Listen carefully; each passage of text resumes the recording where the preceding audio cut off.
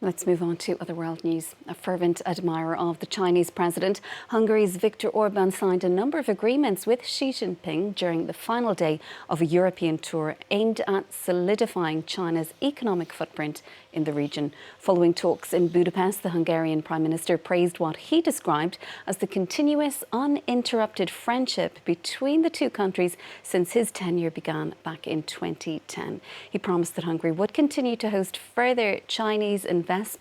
Let's hear some of what the two leaders had to say. China attaches great importance to the China-EU Comprehensive Strategic Partnership and believes that Europe is an important pole in the multipolar world, an important partner in promoting Chinese-style modernization. China supports Hungary in playing a greater role within the EU and promoting China-EU relations to achieve new and greater development. Effort should be made toward peace instead. Our voice, Hungary's voice in Europe, is the only voice. Europe today is on the side of war. The only exception is Hungary, which calls for an immediate ceasefire and peace talks and supports all international efforts toward peace, including the Chinese Peace Initiative, presented by President Xi Jinping. Well, for some analysis, let's cross live now to our correspondent in Beijing. Yena Lee is standing by for us. Great to have you with us this morning, Yena. So firstly, how exactly has this 5-day European tour been viewed in China?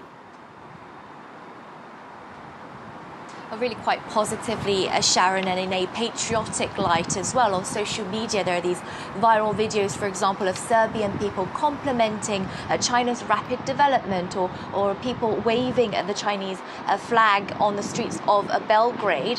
French Prime Minister Gabriel Attal's efforts at speaking a few words in Mandarin to President Xi Jinping as well was applauded by netizens. And we also have one trending topic on Weibo, which is how Hungary and China have similar food and culture. Of course, social media is controlled here, and the trends we see can sometimes be genuine and they can also be artificial. Above all, things that go viral here are things that are allowed to go viral here. The takeaway is that these European countries rolled out the red carpet for President Xi Jinping. He is a respected leader abroad, and thus the Chinese people are being respected abroad. At least that's what you'll see if you've been looking at some of the social media here in China this week.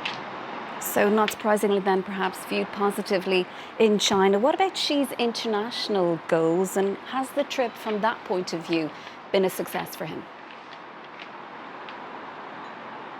Well, the overarching goal is to promote China's economy and its market whilst defending Beijing's foreign policy, of course. The Belgrade visit was timed to be an anti-NATO, anti-US snub, whilst also serving as an opportunity to upgrade bilateral ties, and indeed 29 new deals were signed. Hungary, too, was rather a logical choice for Beijing as a supporter of Beijing's Belt and Road initiative and a host of several Chinese EV battery plants.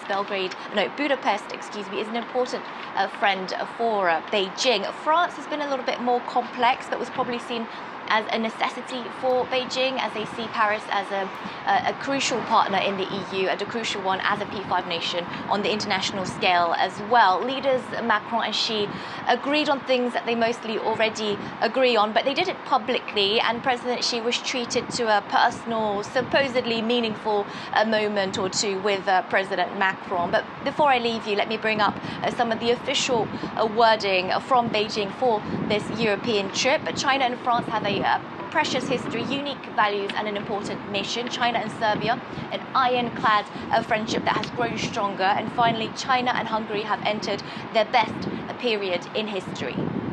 Yena, thank you so much for that update and analysis. That is Yena Lee joining us live there from Beijing.